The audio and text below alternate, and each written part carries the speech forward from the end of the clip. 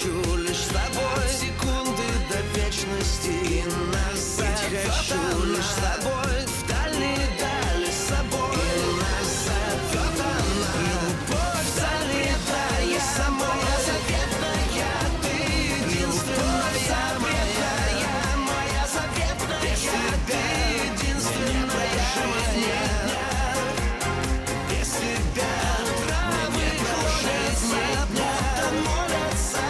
Я склоняюсь пред тобой, будто молятся. Я склоняюсь пред тобой.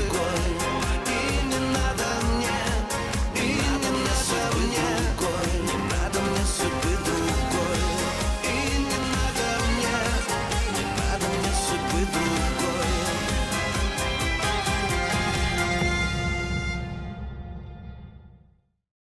فيودور بيقرر يخبر مرته عن علاقته بحبيبته أولغا، بس بيغير رأيه فوراً لأنه إكسانا بتخبره إنها حامل. ماريسا بتقرر إنها تسمم غوليخان بالسم اللي سرقته من الصيدلية. غوليخان بيأمر أوسيب وأبلاميد إنهم يقتلوا آلتان. أنا ما بتقدر تتحمل الاتهامات وبتترك الضيعة وبتروح، وغلاديفيا بتسمح لها تعيش معها بالمطحنة. أكيم بيطلب من نيل يحصل على ثقة عيلة إيفان لحتى يتجسس عليهم ويجيب له أخبارهم.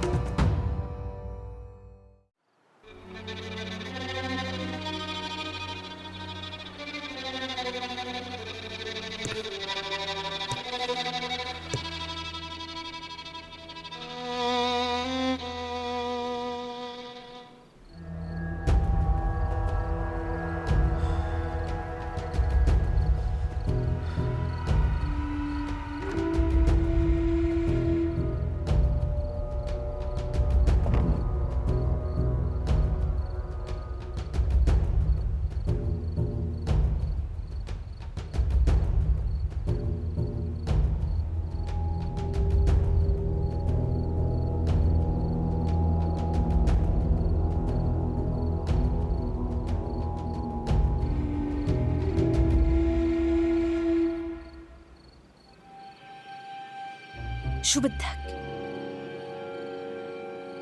ولا شيء. كنت بدي أحكي معه بموضوع.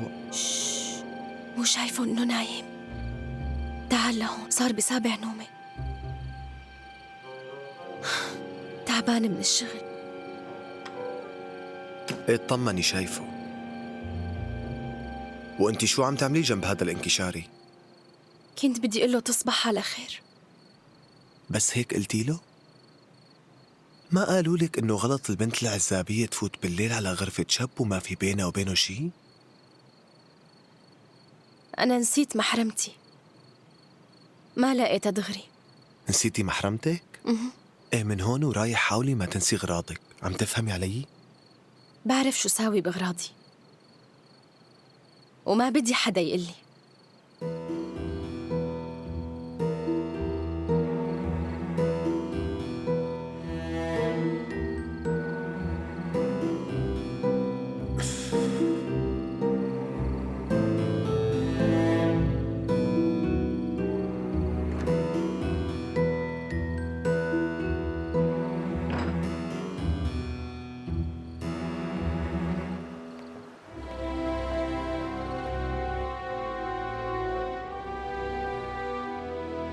ماما؟ خوفتيني، شو يلي جابك بهالوقت؟ ليش مانك نايمة؟ عادي، ما عم يجيني نوم. وانتي ليش فايقة لهلأ؟ ما بعرف، وأنا كمان ما عم يجيني نوم. أنا كتير خايفة يا ليديا. كل ما حطيت راسي على المخدة بتخيل إيفان. لا تقولي هيك، من دون شي أنا متوترة ومو عرفانة نام. يعني شو فيني أعمل؟ شعوري بالذنب تجاه أبوكي عم يقتلني كل الوقت. حاسة إنه راح على السجن بسببي. ما حسينا بقيمته لراح على تركيا وتركنا هون. لا تحملي حالك ذنب، هو يلي غلط مع الحراس. بعرف هالحكي ليديا. شو بدي أسألك؟ شو في بينك وبين أبلميد؟ عادي، ما في شي مهم. بده ياني اشتغل كم قصة.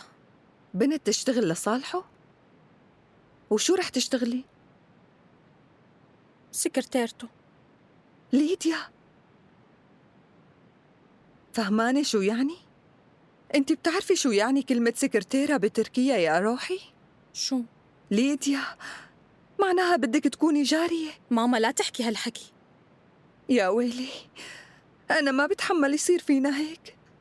انت من العائلات النبيلة، بدك تكوني جارية عندن؟ أنا ما عم صدق. انت نسيانة إنه الأتراك بيكرهونا؟ ماما يا ويلي. بكفي بقى وحاجة تتوهمي لو سمحتي. أنا رفضت الشغل. ايه طمنتيني يا روحي. مع إني من شوقي ليورمالاي مستعدة أهرب لأي مكان حتى لو على تركيا. شو بده يعمل الواحد معك يا ليديا؟ ما عم تقدري تنسي يورمالاي وبده يدمر حياتك بالأخير. ما كرهتيه بعد ما عرفتي إنه هو اللي سلم أبوكي للشرطة؟ إيه هو يلي سلم أبي للشرطة، بس ما فيني أزعل. هذا شغله وهو عم ينفذ القانون عادي. مو معقول قديشك مسكينة. كيف هيمانة فيه لهالمجنون وما عم تقدري تنسيه؟ إيه ما عم بقدر، بس لو ما بيحب هديك التافهة. ماريسا؟ ما في مشكلة ليديا، منفكر شو بدنا نعمل، وماريسا ما رح تأثر عليكي أبداً. بكرة جاي لعندي ضيفة كتير مهمة. مين هي؟ بتشوفيها، بيطلع بإيدها كتير. روحي نامي هلأ. وإنتي نامي كمان.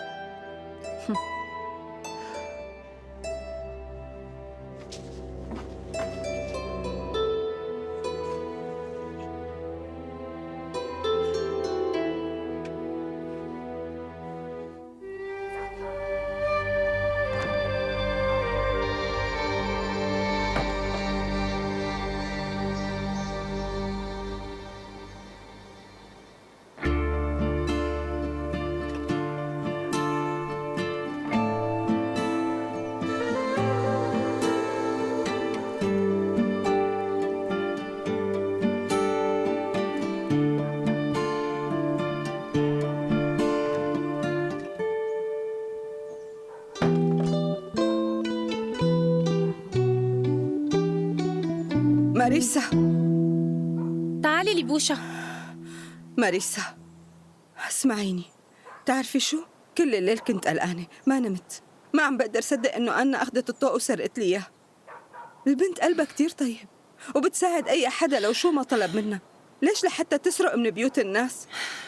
ماريسا قلبها طيب وبتساعد الناس. ليش نحن شو بنعرف عنها؟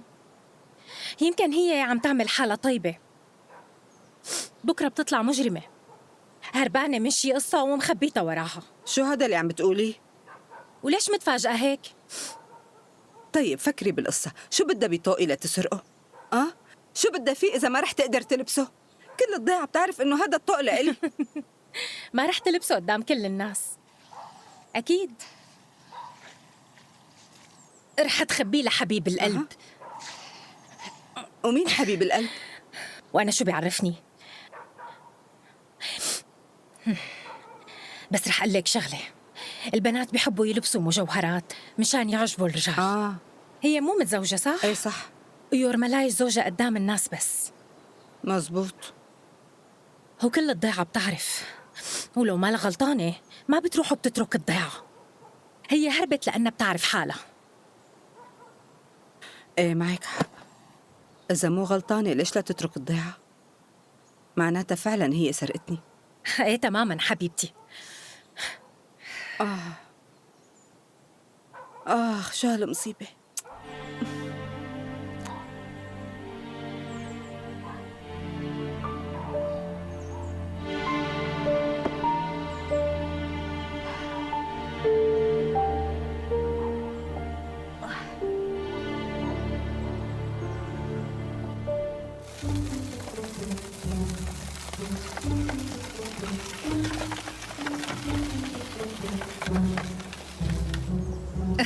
أهلا وسهلا فيكي كيسينا بتروفنا.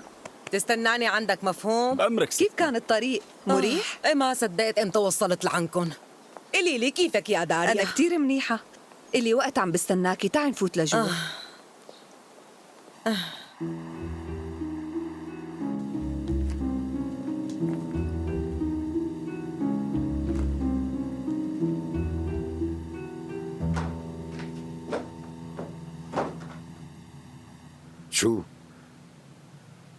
شو صار خبرني؟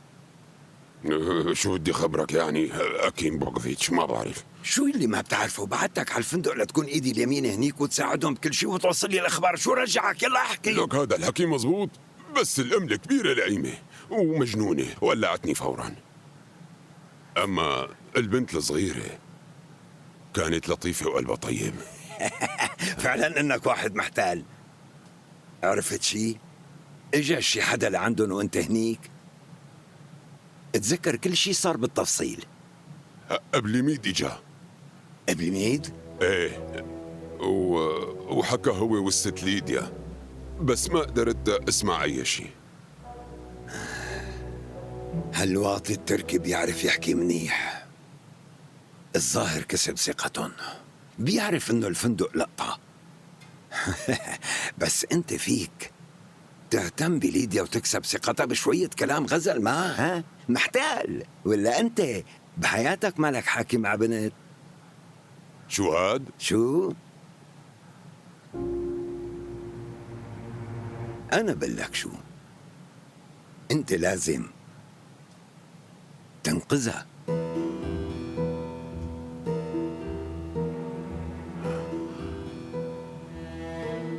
ايه بس ما عم بفهم عليك بروكوفيتش. من مين بدي انقذها؟ المهم يكون في منقذ، أما قصة من مين هي اتركها علي. فوتي لهون كيسينا، بعيد عن العيون. قعدي هون وارتاحي لك شوي. أنا رح خبرهم يجهزوا الطاولة تحت مشان تاكلي لك شي لقمة. ما في داعي للطاولة، تعالي نحكي بخصوص الشغل. روحي نادي البنت. إيه لحظة بس. ليديا شو بدك ماما؟ تعي لهون شوي.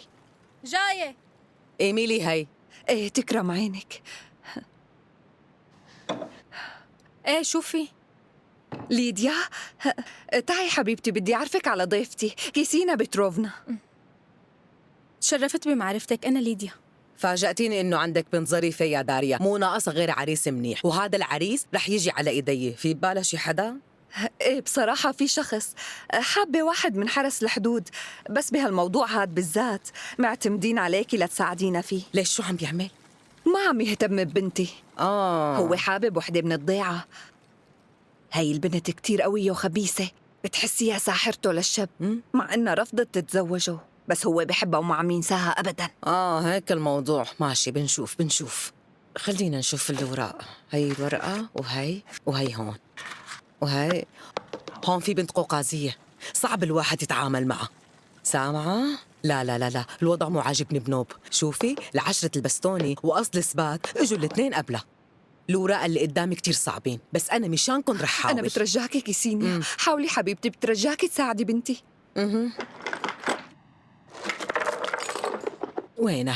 وينها؟ أنا جبتها معي. هي ريشة دجاجة سودا. هلأ بدك تعطيني الأسماء. شو أسماء؟ اسم البنت واسم هذاك الشاب. شو بكي؟ يلا فورا. أنا بقلك ماريسا ويورمالاي.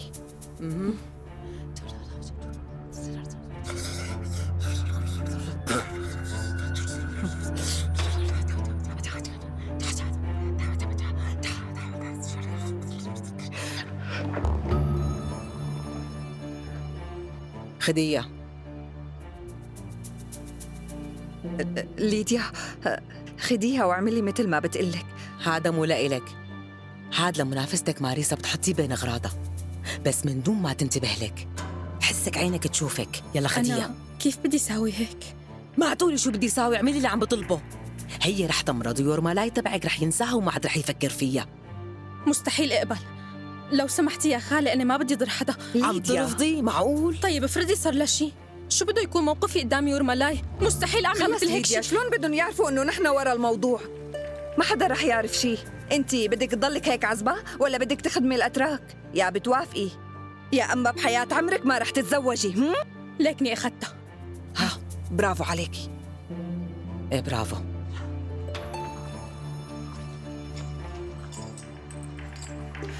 شكراً كتير إلك كيسينيا، قطعتي طريق طويل من شاننا. يا ريت تقبلي مني هاي. تفضلي لو سمحتي. إذا طالعين من قلبك إيه باخدن.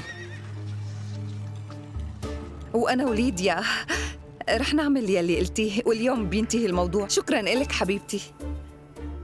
تتشكريني وقت تصير القصة. بعدي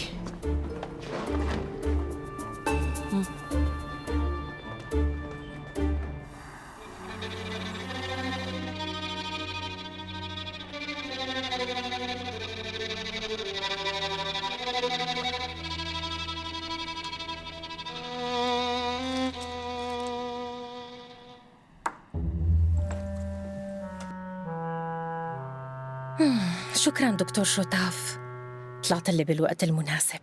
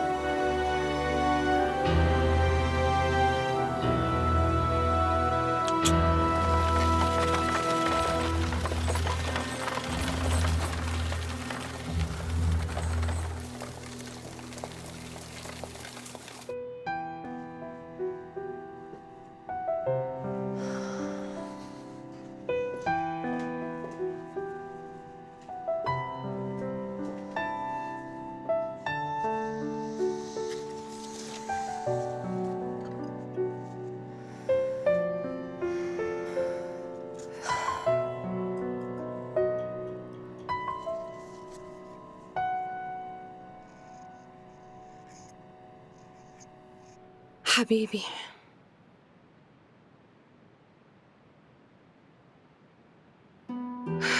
فيودور.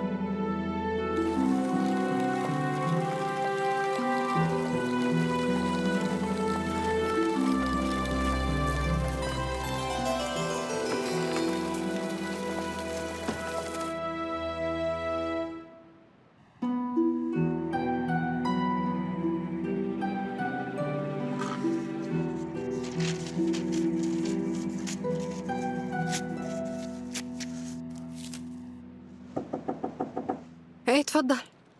في ده؟ يسعد أوقاتك أولغا سافيليفنا. أهلا وسهلا دكتور، كيفك؟ جاي مشان زليخة؟ إيه ما بتعرفي وين بلاقيها؟ هي بغرفتها، بتكون نايمة لأنه أخذت مهدئ. وحضرتك ليش هيك وشك شاحب ست أولغا؟ أنت منيحة؟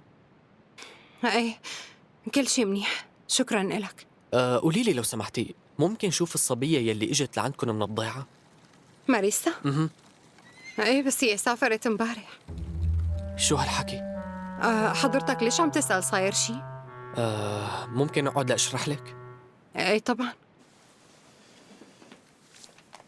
لما زارتني اختفت أنينتين دواء من عندي، وهدول أنينتين خطيرات، وبالوقت يلي كانت هي عندي كانوا موجودين. وبتظن إنه ماريسا سرقتهم؟ فهميني يا ست أولغا، أنا ما عم اتهمها بنوب، بس بدي أعرف إذا هي السرقة قرايبتك وراها ولا لا. أنا ما بيهمني الدواء، بس صدقيني مفعوله كتير خطير وبيقتل. إذا انخلطوا مع بعض ممكن يقتلوا أكبر زلمة. كيف؟ شو عم تقول؟ شو هالمصيبة هي؟ لا تخافي لهالدرجة ست أولغا، بجوز كون أنا مخبيهم بشي مكان. طيب مو الأفضل إنك تخبر الشرطة فورا؟ شو اللي عم تقولي ست أولغا؟ ما فيني خبر الشرطة بنوب، إذا بيعرفوا بهذا السم رح يحطوني بالسجن. هي تركيبات خاصة وأنا عم أعملها. ما بدي ألفت نظر وخلي الشرطة تسكر لي المختبر وتدمر لي شقة عمري. بعتذر على الإزعاج، أنا آسف. تضلي بخير ست أولغا. شكراً لأنك خبرتني.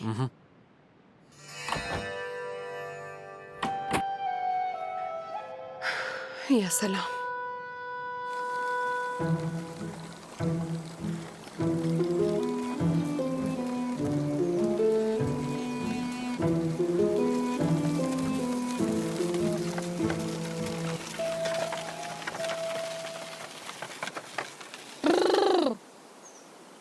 أنا جاية لشوف جولي خان بيك. بعتذر منك يا خانم، بس هو مو موجود بالقصر. أنت عم تكذب، روح نادي لي إياه. التان،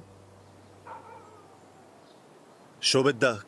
أنا بعرف إنك محارب قوي، شو رأيك تعلمني؟ شو؟ حركات الانكشاريين. وليش بدك تتعلمها؟ بدي أقدم على وظيفة حرس السلطان، بس يعني لساتني ضعيف، وأنت معروف عند الكل إنه بعد موت إيسيف باشا ما في أقوى منك. ما في مشكلة، بعلمك شو ما بدك.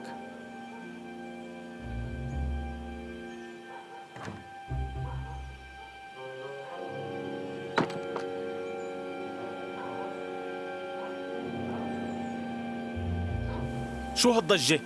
شو بدك يا أنسة؟ أنا هون بناء على دعوة جولي خان، بدي أشوفه وما عم بيخلوني. البيك طالب يشوف حضرتك، بعد إذنك افتح له.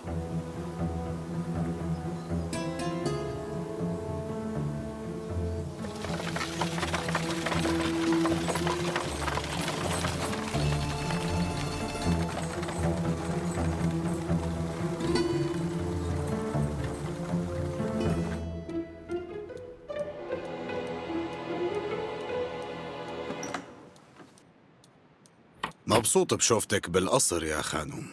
حراسكم وقفوني ساعة برا، هن قليلين ذوق ومو محترمين. هلا قال لي فيني شوف جولي خان؟ للأسف يا خانوم، جولي خان بيك مو موجود بالقصر اليوم، بس إذا بتحب ماريسا خانم إنها تشوفه اليوم بالتحديد، أنا فوراً رح أروح خبره إنك موجودة وباخدك لعنده مباشرة على المينا، لأنه رايح بمهمة لمصطفى بيك. بدك يعني روح لعنده؟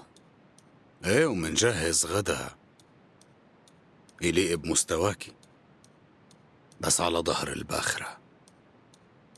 أنت ما بيعجبك هيك شي؟ أكيد بيعجبني، بس مالي مجنون إلا روح لعنده.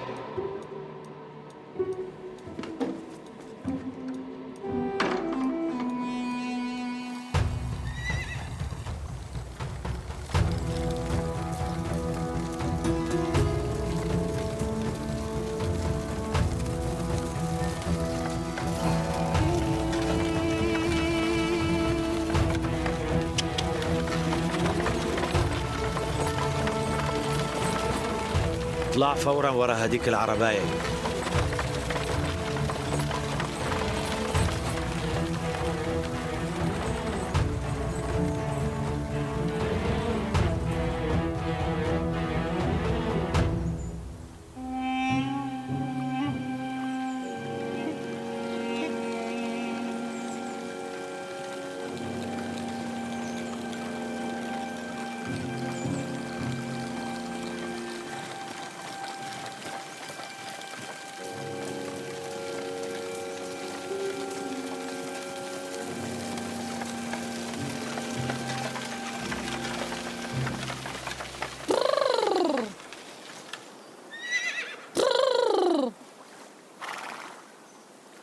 مصطفى بيه؟ مبسوط بشوفتك. شو هالصدفة الحلوة؟ حضرتك بدك شي؟ ايه، كان عندي فضول أعرف شو سبب زيارتك لمقر سفارتنا اليوم. يعني بصراحة هاي الزيارة مو متوقعة بالنسبة إلي. مزبوط حكيك، بس ابن حضرتك هو اللي دعاني. حضرتك ما بتعرف؟ شو هالإحراج هاد؟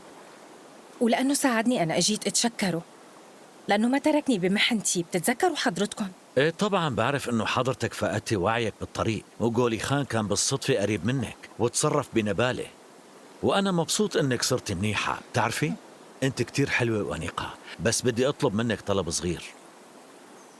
طبعا اذا حضرتك ما عندك مانع، ممكن لو سمحتي ما تلتقي بابني وما تجي لهون ابدا. ابني هلأ سافر على تركيا ليتزوج عروس من عيلة نبيلة ومعروفة. سافر ليتزوج معي؟ وأنا شو علاقتي؟ يروح يتزوج، أنا مالي معنعته. ممتاز، منيح كتير إنه مالك علاقة بهي القصة. بكل صراحة ما بدي يكون ابني ووريثي الوحيد مهتم بعلاقة مع مرة من دولة غير مسلمة. هاي مو من عاداتنا ولا تقاليدنا يا بنتي. بتمنى إنك تتفهميني. علاقة؟ أنا وابنك من سابع المستحيلات يكون في بيناتنا علاقة. ببلدي العظيمة البنت المحترمة ما فيها ترتبط بشاب مسلم إلا إذا بدها تتسلى بس وتضيع وقت. ما توقعت يكون عندك هذا الحس الفكاهي.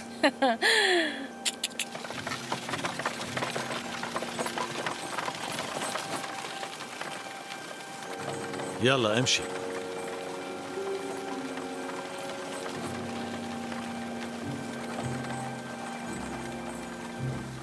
يلا بنتي انزلي. طيب ماشي رح انزل.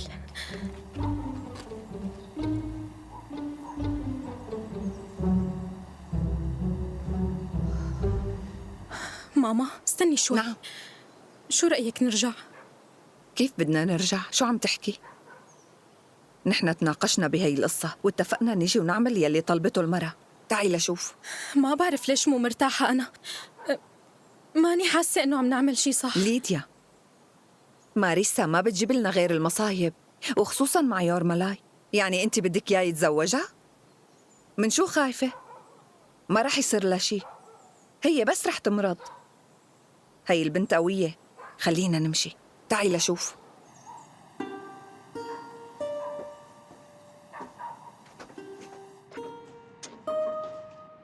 مرحبا، شو أخبارك؟ خير، شوفي. اجينا نتشكر حضرتك. بتعرف نحن ما صح لنا نتشكرك من قبل بطريقة مناسبة. على شو؟ يعني أنا لهلا لسه ما ساعدتكم بشي. لك شو هالحكي؟ حضرتك عم تهتم فينا وما قصرت معنا بنوب، وكل شي طلبناه عملته بحب. الإنسان لازم دائما يتذكر الخير والمنيح وينسى الشي يلي مو حلو. موافق على حكي؟ أنا وينها؟ فينا نقول إنه لقيت نصيبها وراحت من عندي خلص. إيه عن جد فرحتنا. تفضلوا ارتاحوا. لحظة. شكراً. اعذروني، المكان مكركب. معناها إذا أنا ماني غلطانة أنت عم بتضل جوعان.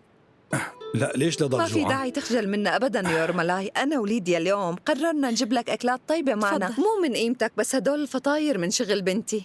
يا عيني. بتشكركم من هلأ قلبي. أنا بظبط الأكل على الطاولة ومناكل بمناسبة هالقعدة الحلوة. طيب أنا رح ساعدكم لكن. شو عم تحكي يورمالاي؟ بشو بدك تساعدني؟ الرجال ما بيشتغل هالشغل بوجود المرأة. روح اتمشى شوي أنت وليديا وعرفها على ضيعتكم. بتعرف ماما معها حق، أنا ما شفت ضيعتكم من قبل. إيه تكرمي، هلأ منشوفها. جد؟ إيه بس لألبس نطلع مع بعض. تسمحي لي ساعدك لو سمحتي؟ أعطيني إياه أنا باخده منك. شكراً إلك. العفو. بتمنى ما تكون انزعجت إني أخذت راحتي. لا، البيت بيتك، اعملي شو ما بدك. ضرب. 1 2 3 4. مرة تانية. 1 2 3 4. مرة تانية. 1 2 3 4. حفظتهم؟ ايه. لسه. خلص اليوم بكفي.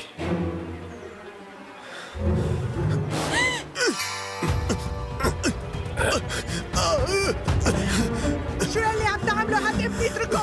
بعد عن ابني يا مجرم. خليك تقلبيا. ابنك يلي هجم على أردان أول شي. أنا شفت كل شي بعيني. لا كذابة، أنا ما هجمت عليه يا أمي، هو يلي هجم علي مثل الوحش. واحد متوحش، شلون تتجرأ تحاول تقتل ابني يا حقير؟ فوت يا ابني، فوت.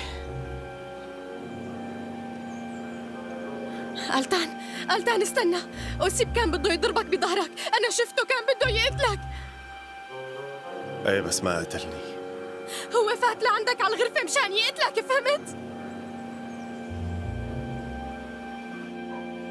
ليك يورمالاي، شو بدي أقول لك؟ فيك تفرجيني بيت الزعيم؟ بيت الزعيم مانو بالحارة، بس هذا بيت ماريسا، أكتر وحدة مجنونة عنا. هذا هو البيت، هي أخته للزعيم. ماريسا. مين هالصبية؟ هاي البنت جاية من الفندق البعيد، أبوها بيكون صاحب الفندق. شو عاجبه فيها يرملاي؟ قاعدة كتير ومو حلوة. كان عم يموت على ماريسا وهلأ عم يمشي حبيبته بالضيعة. مع الأسف ما أنا موجودة هلأ، يمكن طلعت برات الضيعة بشي شغلة. عن جد خسارة، كنت حابة أتعرف عليها وشوفها شوي. شوف هذا التطريز كتير حلو، فيني شوفه عن قريب؟ إيه شوفي. بتعرف أنا كمان بطرز مثله، أمي يلي علمتني التطريز من صغري، بس بحياتي ما شفت رسم وتطريز حلو مثل هاد. إيه ماريسا معلمة بهي القصة. عن جد؟ لو فيني أتعلم منها. يمكن بالمرة الجاية تكون ماريسا هون بالبيت وبتعلمك شو ما بدك. اللي يورملاي كأنه نحن طولنا ولازم نرجع على البيت. بتكون ماما حطت الأكل وعم تستنانا. إيه تفضلي.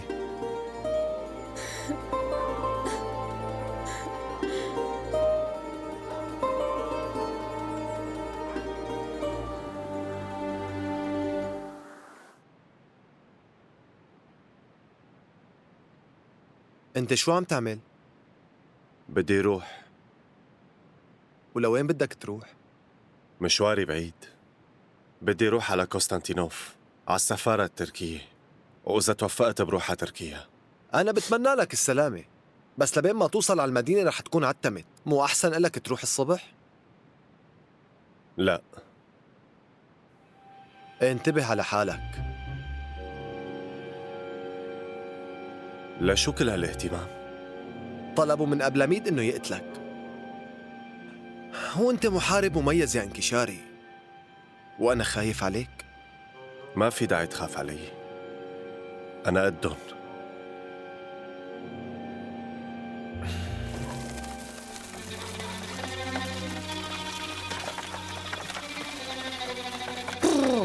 وقف.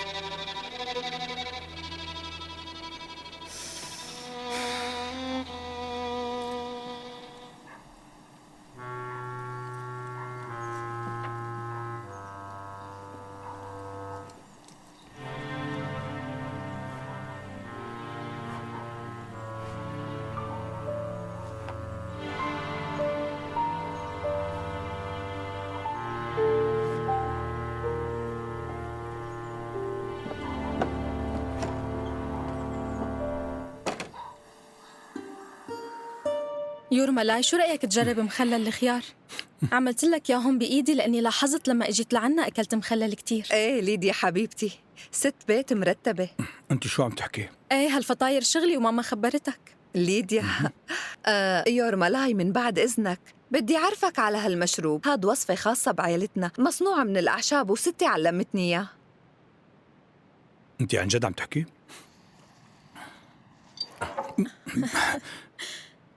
انتوا هيك عم تدللوني كتير، انت وامك ما في منكم وانا ما بتحمل.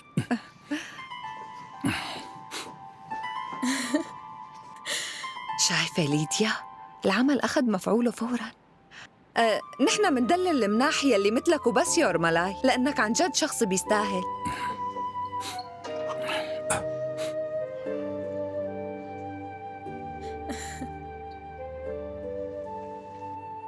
بس شوي مو كتير. جربوا هذا المشروب كتير طيب. بصحتكم، تفضلوا اشربوا.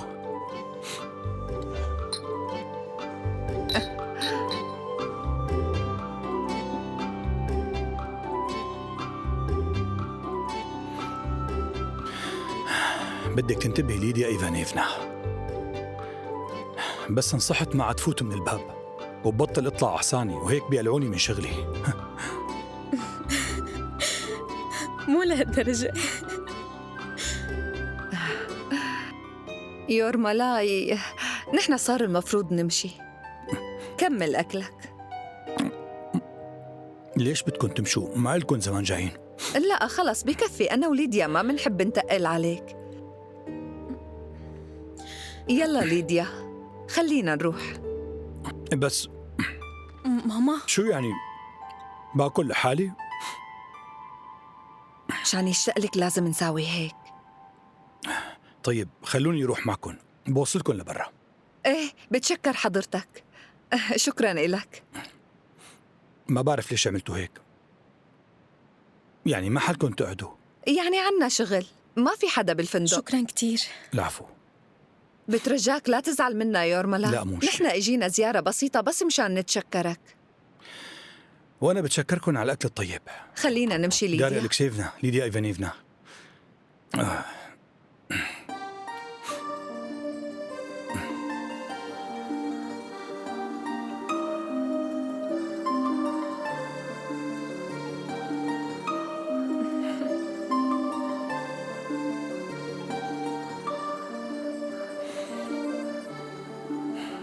شكراً لإلك. توصلوا بالسلامة يا حلوين. بالإذن منك سيد يورمالاي، يلا امشي. شوفك بخير.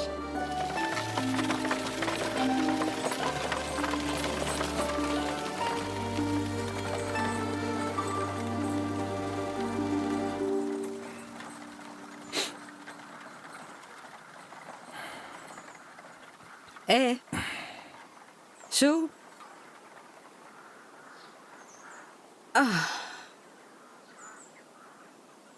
تفضل.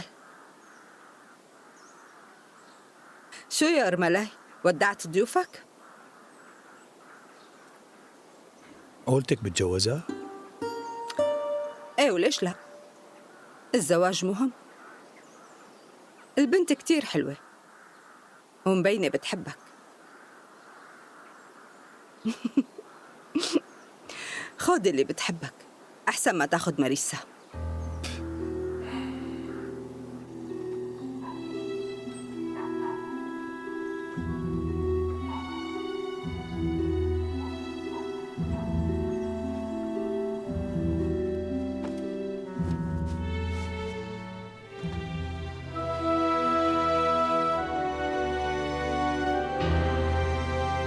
ماريسا، انتي بالبيت؟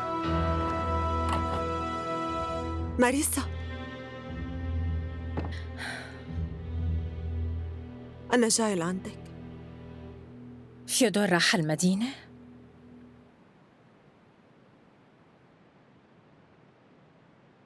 أنا اليوم قلت له يروح لوين ما بده لأنه ما رح أزعجه.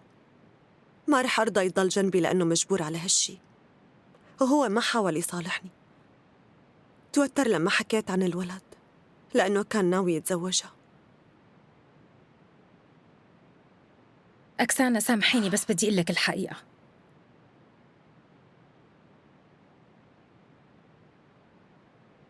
أخي يمكن ما يرجع مرة تانية سواء تقبلتي الحقيقة ولا لا، بس هو ماله نيكولاي اللي يكون عنده ضمير، وهي الحركات ما رح تنجح معه أبداً. حركات شو؟ أنا ماني ناوية أعمل معه شي بالمرة، عن جد تركته يروح وين ما بده.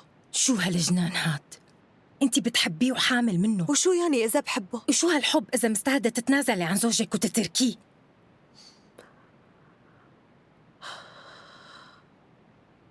لا تزيدي على قلبي ماريسا، أنا حموت من قهري. هلأ رح أرجع على بيت فاضي. خلص لا ترجعي على البيت، خليكي تعدي معي هالفترة. بديت فرشة نظيفة، روحي تسطحي. يلا روحي.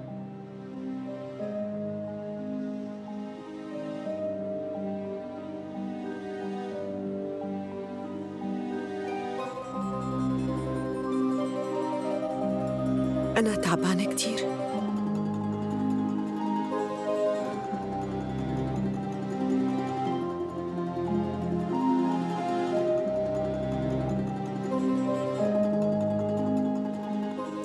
لا، بدي روح على البيت. لكن رح روح معك اليوم، ما رح خليكي تروحي تبكي بالبيت. امشي يلا حبيبتي.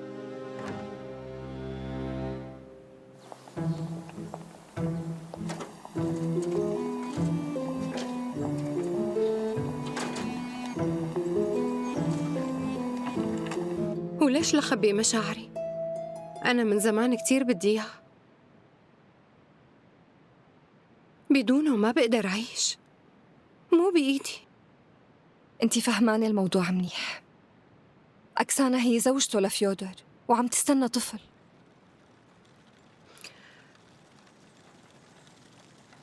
برأيي المفروض انتي تسافري هالفترة.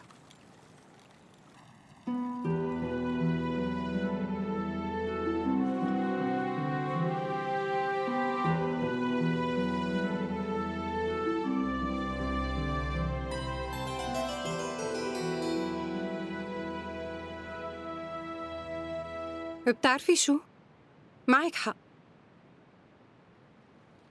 أنا لازم سافر. تفضل. ست أولغا، اجا لعند حضرتك مصطفى بيك.